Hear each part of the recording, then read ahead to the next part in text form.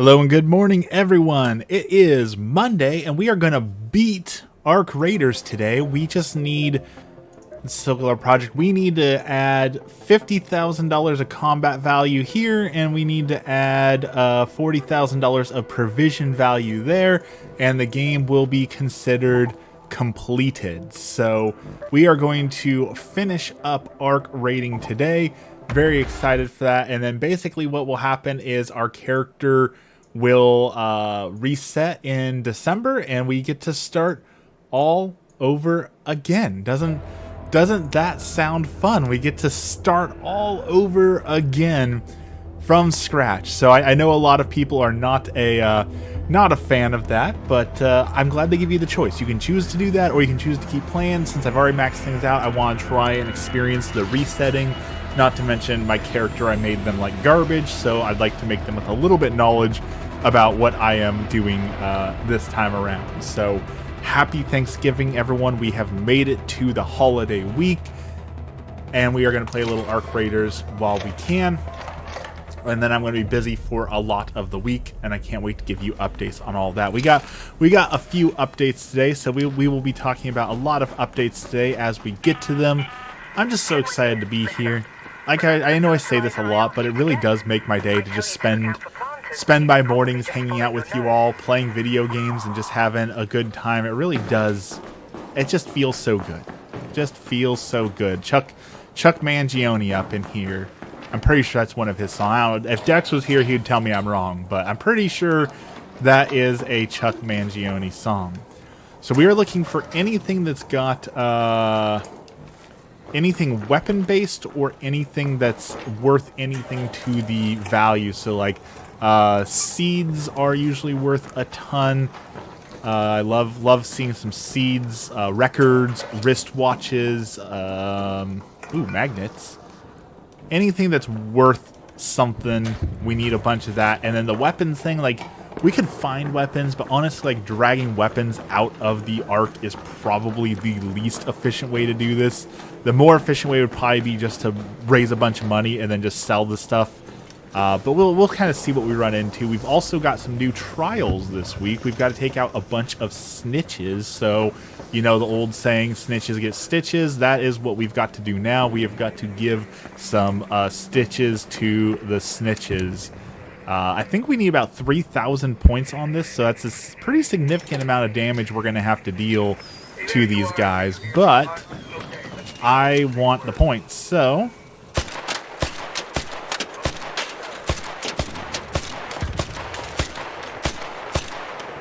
are we missing? Are we even hitting the thing? Holy cow. There we go. All right, that's one snitch destroyed. Let's hunt another one. Good morning, everyone. I see a few people joining. Welcome in. Happy Thanksgiving. Make sure to drop in the comments what you were doing for the holidays, and if you're doing anything for Christmas. Christmas is my absolute favorite time of year. We are going to talk nonstop about Christmas for quite a while because I am super hyped for it. We got lights coming up. You know I love me some lights. Did it see someone, or did it see the suspicion of that dropping? I don't know. We're gonna hide though. I don't want to fight that big Rocketeer right now, so I cannot wait to take some photos of the holiday lights coming up. I've got a couple stories about masks coming up, and then Dex is here. Good morning, Dex. We are going to chastise all of you. You have let me down greatly, and I will get into that. In fact, since Dex is here, I'm gonna direct it directly at Dex. This is your fault, Dex. My washing machine. Whoa! Hello. My washing machine blew up this week, and it is so frustrating because Emmy and I decided we wanted to sponsor a family for Christmas this year, and I was trying to save up money for them. And my goal was to save up $800 to give Christmas to a family. Hey, don't shoot. And so I've been saving, and then of course the washing machine blows up. So I decide, desperation move, let's try the viral video method. Let's go out there and make a viral video, and maybe YouTube will pay for my washing machine because I made a viral video. We needed 2.8 million views in order to pay for a washing machine. We fell a little short of that. We hit 100 views. So a little short of our 2.8 million goal, and I'm going to directly blame Dex for that because I am confident. I am confident if I ask you, Dex, did you watch the video? You are going to say no. So I'm holding you directly responsible for not hitting the millions of views because you did not. If you had watched the video and commented and all of that, perhaps the algorithm would have gone in our favor and we would have gotten the 2.8 million views we needed. We'll never know. We'll never know because Dex did not watch the video. So we are going to put that failure squarely on Dex's shoulders. Oh, well, someone's already killing that Stitch. I wanted to get that Stitch. What are you doing? That was mine. Exactly. It's fair. Fair is fair. Had you watched the video, I could have said, you know what, we gave it our all, we gave it our best try, but it just wasn't good enough. But some of us weren't participating as hard as others.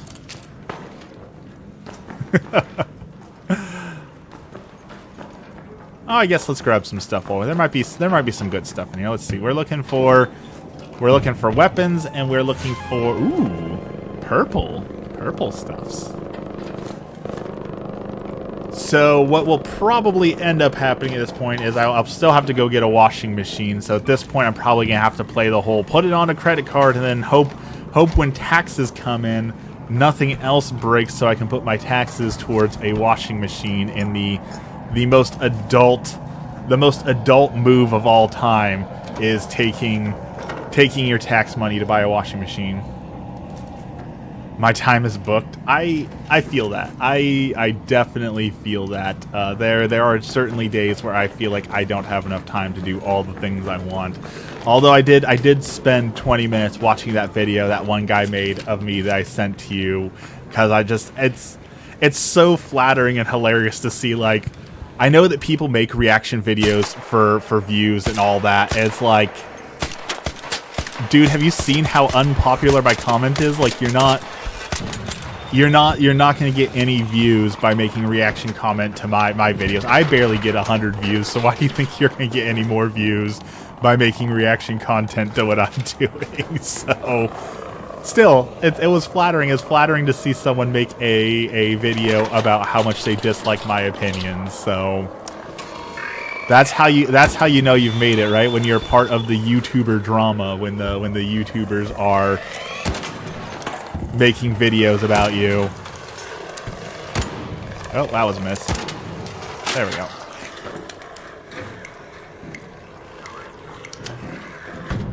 I watched the whole thing. He started crashing. I didn't watch to the end, so apparently I missed something good. I'll have to finish it.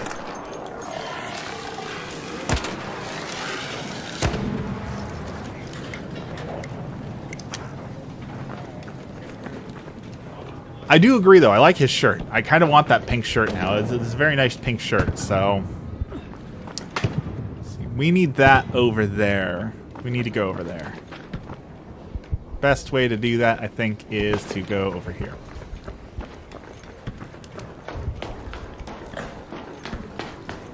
And the thing is, I don't necessarily disagree with all of his points. Like, I understand the subtitles are annoying, and I very kindly explained to him that, you know, I've used YouTube Analytics now for 4 years, and my videos with those subtitles on them just do better. And at a certain point, I've got to do something to try and benefit myself, because, like, Lord knows I'm not getting any views any other way, so...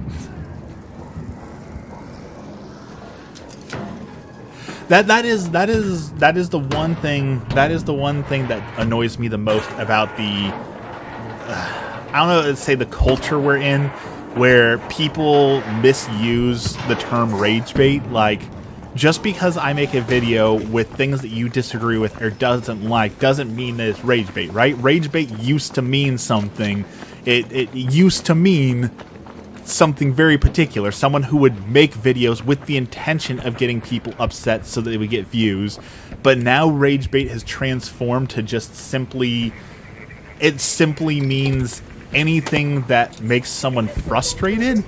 And I really dislike that change and evolution in the language. Just because something frustrates you or you don't like it doesn't make it rage bait. But like, people are making all these videos now where like they say Patrick Star from SpongeBob is the ultimate rage baiter. Like, no, he's not he's not doing it on purpose. He's just dumb. Like, there is very markedly a difference between someone who rage baits for fun and someone who is just dumb, right? So that is my problem with it, is that people use rage bait when they don't mean rage bait, but that's how language works, right? And now we reached a point where that language now means rage bait is just anything that frustrates people, and I hate that change. I hate that people have accepted that, because I really don't feel like rage bait should mean that in particular.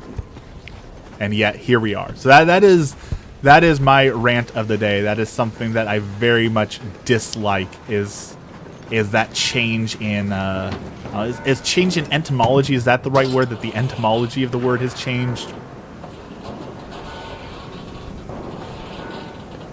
I agree that the AI doesn't do a good job of getting all the stuff out there, but again, that is unfortunately intentional, because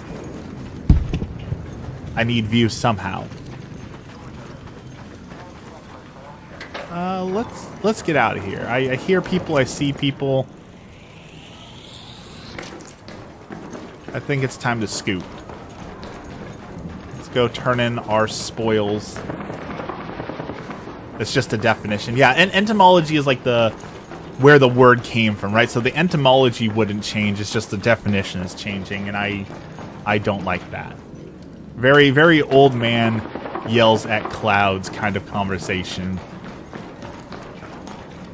But I find myself lately having a bunch of like first world problems hashtag, where it's like, I want to complain about this, but I also understand that like it's a first world problem and it matters so little that like I don't really need to complain about it, but it's still frustrating, you know? Talking about it as a semantic change, but I feel like that one's particularly overblown. I guess it is. It's a first world problem. It's really not that big of a deal, but it frustrates me because rage bait used to have a negative connotation with it, right? You didn't want to be a rage baiter because rage baiters were people who were like the bottom of the barrel making garbage AI slop videos, and so being a rage baiter was a negative thing, right? People would look down on you like, oh, you just make rage bait content. Like all the people who make those cooking videos where they make the really gross food and then they throw it out, like that sort of rage, like that you don't want to be that. You don't want to be that person who's known for wasting food and throwing things out and all that, right? But now everyone is known as a rage baiter, and I dislike that. Alright, this gun is broken, and I don't think I have anything left to repair it, so let's throw that away. And we're gonna grab our hole cracker, and we're gonna grab some ammo. Looking for precision? Let's go get some points.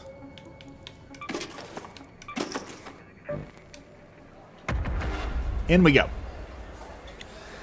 So if we destroy land-based arcs, that will also level us up. So let's do that.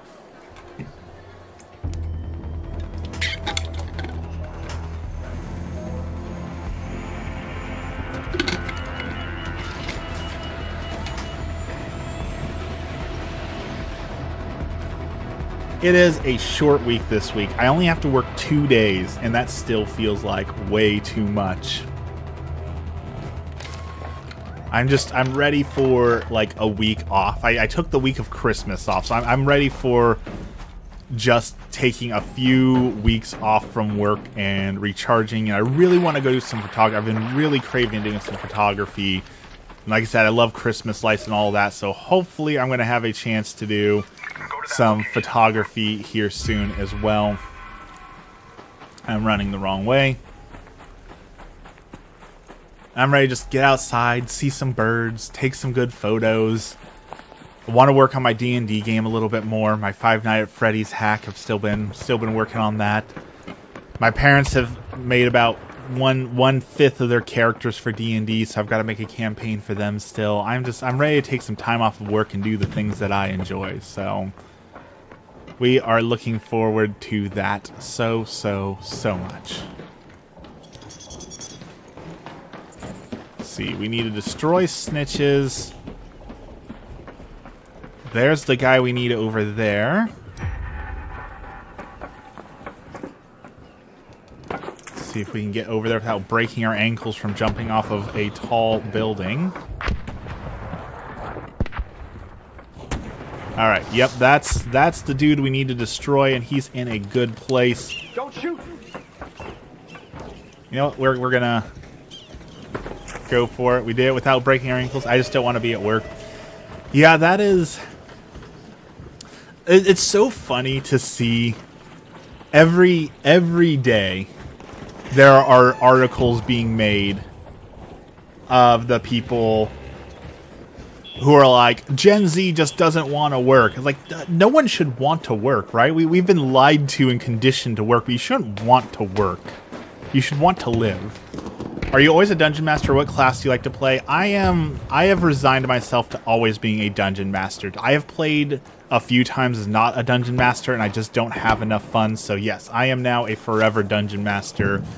But my favorite class is Paladin. I like the aesthetics. I like the way it plays. I love everything about Paladin. So I am a Paladin player through and through. However, with the new D&D 2024, the changes they have made to Monk, I really enjoy the changes they have made to monks, and I think that they're really in an awesome spot now and have a lot of flavor. So I love the new monks.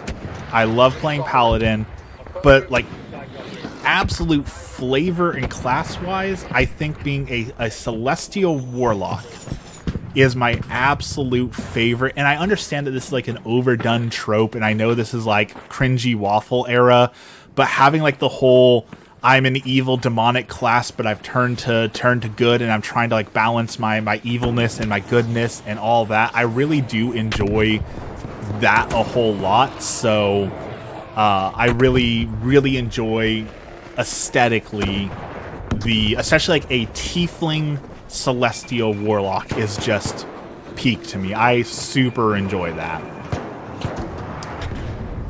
But also, I really, one day I want to find a game to play in to play a samurai. I've always wanted to play a samurai fighter and to be like an actual samurai, write some haikus, get 11 attacks around. Like, I do really want to play the samurai too, and I just haven't had a chance to really enjoy samurais as of yet.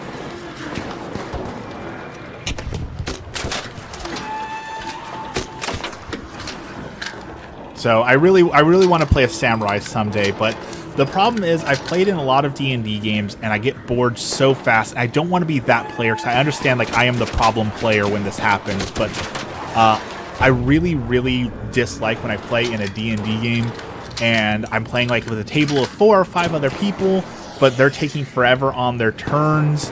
And so it turns into this thing like, okay, I get do my turn and I'm going to go and I'm going to attack, I'm going to hit you, and then my turn is over, and then I have to wait like 7 minutes before I'm allowed to play again because everyone else is taking their turns and trying to figure things out, and they're taking too long, and it turns into this like exercise in patience and frustration when I'm sitting there like, okay, I've done my turn, and now I'm waiting for everyone else to figure out their turn, and it takes too long. Other players take too long, and I get bored, and then I start sitting on my cell phone and doing other things, and like I recognize that is a mean thing to do. It's inappropriate to sit on my cell phone while the DM's trying to make a game and all that, but like it's like everything else. I like the game, I don't like the other people. I cannot tell you the way that it makes my blood boil when, okay, you've been sitting there for 6 minutes. It's finally your turn. What are you going to do? And someone goes, "Oh, it's my turn?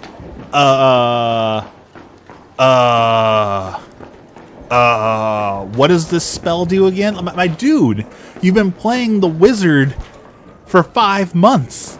You've had that spell for 3 months. What do you mean you don't know what the spell does? And why weren't you reading the spell description while everyone else was running their turn? Why did you wait until your turn to finally figure out what you were going to do and then complain about it? It's a very petty complaint, but it drives me absolutely bonkers. And so I've played in so many games with people like that I struggle. I struggle so bad to be a player in Dungeons and Dragons because that's been my experience every time, is someone who's waited too long to play the game, someone who's not paying attention, and it interrupts the flow of combat so much. And then you get the classic, like, okay, we're gonna go dungeoneering. Cool, I love dungeons. Let's do a dungeon delve. And then the party's always like, stop, let's check for traps. Okay, we check for traps, next room. Okay, let's check for traps. Like, okay, I get being cautious. I get that you're playing in a very cautious way. But when you're stopping the action every 30 seconds, okay, well, I want to look around for secret inches. It kills it. It kills it for me. It's too slow. And I get that maybe I've just been brain rotted. Maybe I've been affected by TikTok. And maybe that's a me problem. And that's why I solved the problem. Because when I'm the DM, you know, I get so much control over, okay, I'm playing 10 different characters. I'm controlling the story. I'm doing all these different things. It's just a lot more exciting for me that I have more control, more characters, more things to do, rather than just saying, like, okay, I'm waiting for this guy to once again read the spell and figure out what it does and figure out his turn. And so I'm just not meant to be a player. But I am going to try one more time being a player in a very specific kind of game. And that is, I want to find a live text game where rather than acting everything out and talking in real time, you're typing it out. I feel like if you're typing it out, you'll have a lot more control over, like, your character and what they're doing and the scenes and the narrative. And I feel like that might be a good way to experience Dungeons and Dragons. And I've never experienced D&D in that way. So I'm going to try a live text game at some point and see if that maybe solves a few of the problems. And, like, I don't want to be that jerk who's like, hurry up and take your turn. I understand there's people who are learning. There are people who take more time. I understand everyone enjoys the game in a different way. And that is also why I like being the Dungeon Master, because I get to have a good session 0 where I get everyone on the same page and we talk about how long should your turns take, what is happening here. I make a very curated experience. And unfortunately, in my experience, a lot of Dungeon Masters don't do that. There's like, okay, everyone wants to come and play on this time, so let's all get together. And people aren't, like, meshing, and the story isn't good because one person is playing a Monty Python character, one person is playing, like, Lord of the Rings, one person is playing a George R.R. Martin character. So, like, very good Dungeon Masters are rare. And I guess maybe the problem at its core is maybe I'm just a control freak. Maybe I just want too much control. And that I'm just destined to be a Dungeon Master because I want the control that the Dungeon Master offers that other people don't. Don't shoot!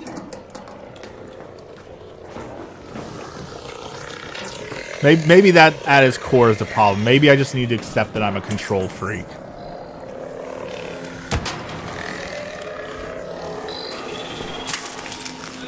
Okay, that thing tased me through a wall. That was unfair. How did it hit me through the wall?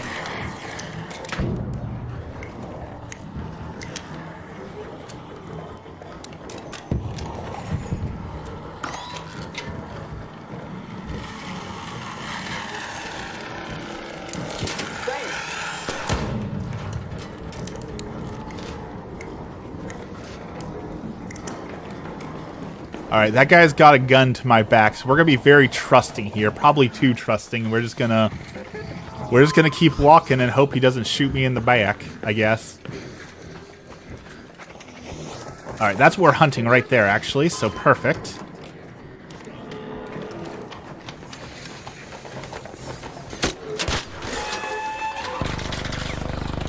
And so the hunt begins.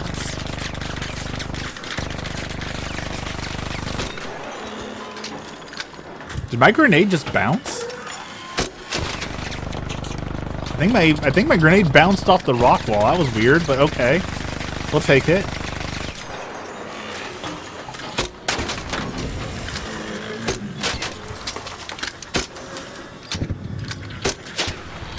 Come on.